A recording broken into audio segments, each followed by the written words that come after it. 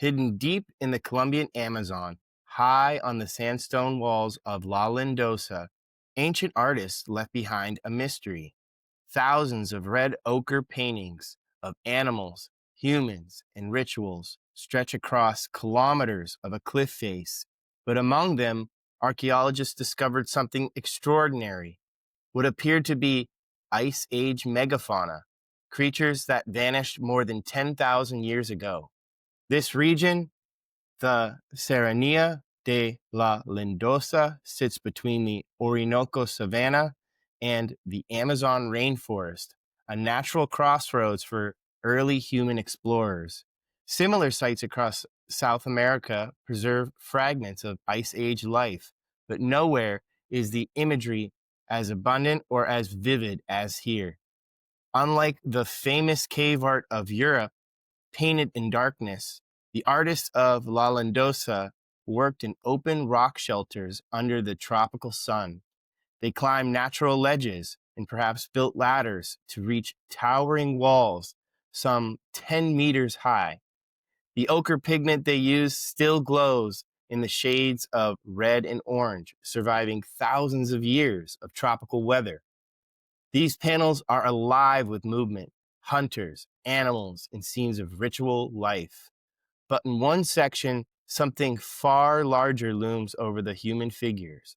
Here, surrounded by tiny human figures, stands a creature with massive limbs, long claws, and a heavy head, a giant ground sloth. Its inverted feet and hunched frame match fossils of Erotherium or Megatherium, giants that once roamed tropical South America. Beside it, a smaller figure, likely its offspring, hints at the artist's eye for life and family. If true, this is not myth or imagination, but memory, a glimpse of a creature that these artists once saw alive. In another newly found panel, a figure with a domed head and curved trunk appears, a Gomphothere, a South American relative of elephants. Although the tusks are faint, its trunk and proportions are unmistakable.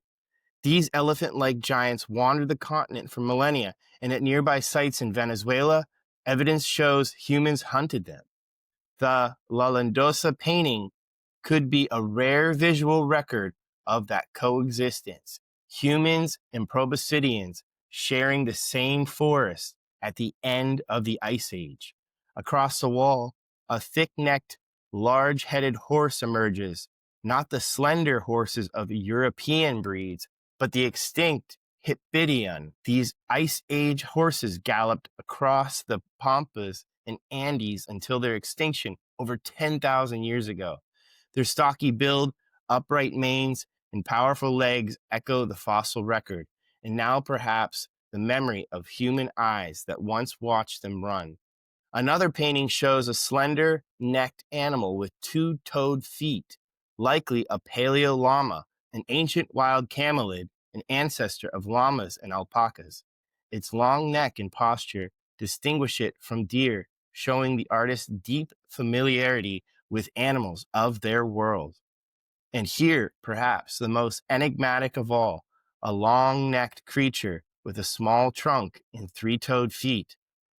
It closely resembles Macrauchenia or Xenorhinotherium, with bodies like camels and faces like tapirs. This may be one of the only depictions of these evolutionary oddities ever made by human hands.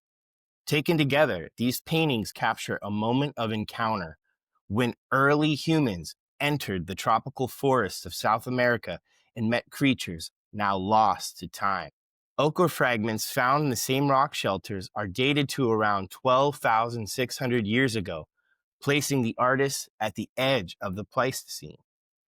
If these identifications are correct, they could be among the oldest depictions of Ice Age animals in the Americas, painted by people who saw them firsthand. For these early Amazonians, painting wasn't just art. It was storytelling, memory, and perhaps a way to claim a new land as their own. Even now, the ochre still speaks, whispering across millennia from the heart of the rainforest, reminding us that the first artists of the Amazon lived among giants. If you enjoyed this content, please subscribe to my channel and like this video. It helps me share more stories like this from the ancient world. Thank you.